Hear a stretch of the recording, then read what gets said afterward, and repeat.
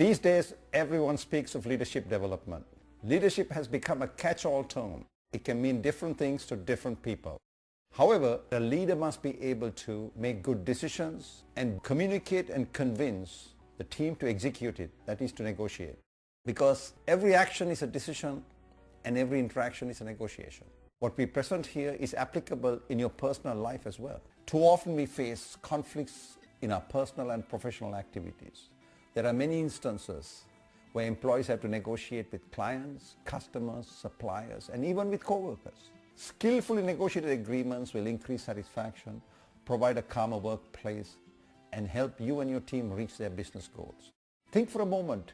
Anything you want or need is owned or controlled by someone else. And this someone will give you what you want if you would give him what he wants. Again, every interaction is a negotiation. Even when you make a phone call or send an email, you are negotiating because you're trying to get the other person to understand and accept your views. So to get something on your terms, you must be willing to negotiate and pay the price.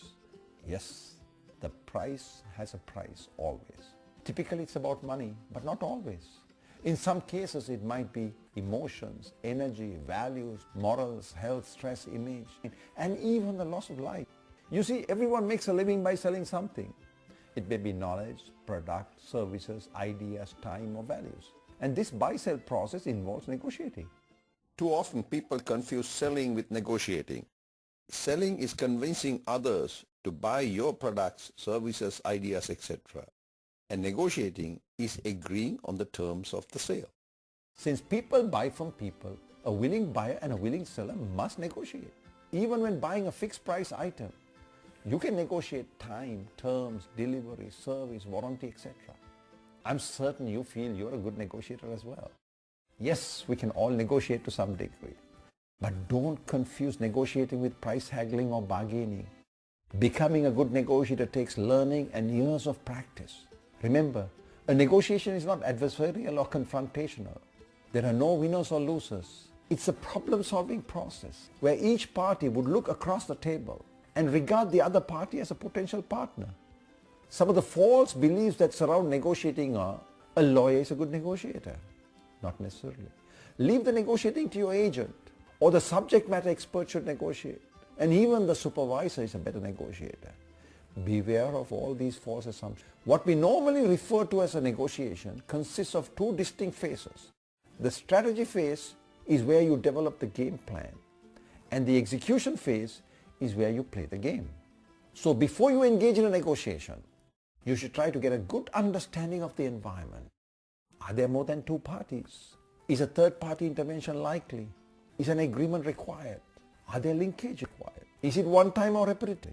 All of these will have a significant impact on your negotiation. Now there are some things you should never do when you negotiate. Never threaten or force your opponent into a corner.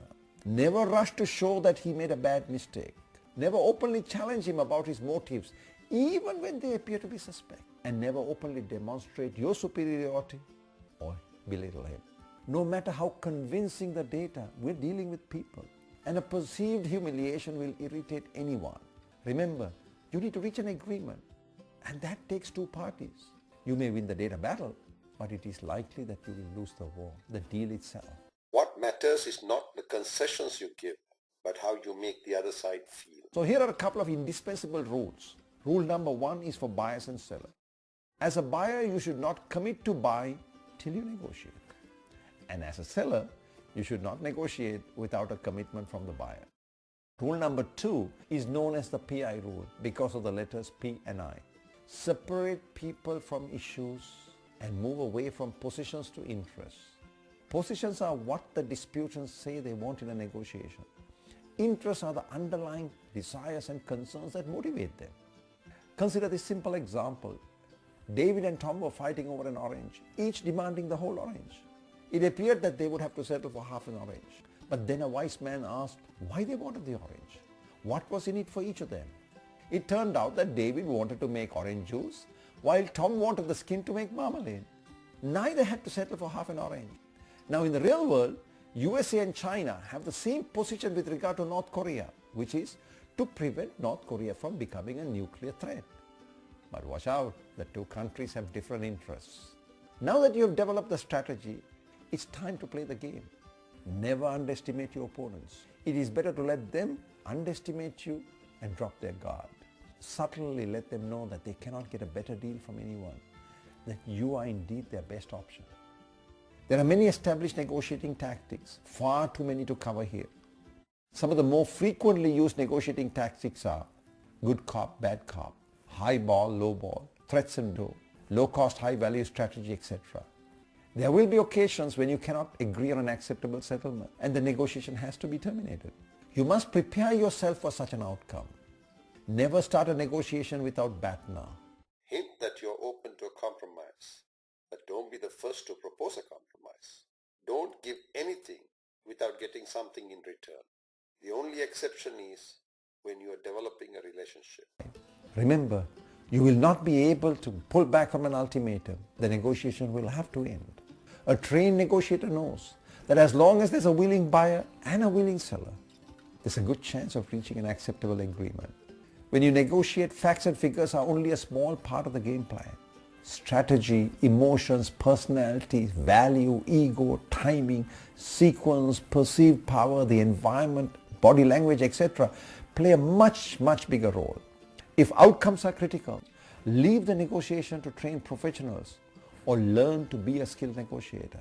Remember, in life you don't get what you deserve. You get what you negotiate. And expectations drive behavior. We train with an emphasis on the 3 M's: the message, the messenger, and the method. We have in-house workshops and public workshops on decision making and negotiating. Do let us know if we can help you. Thank you for watching. Remember, every action is a decision and every interaction is a negotiation.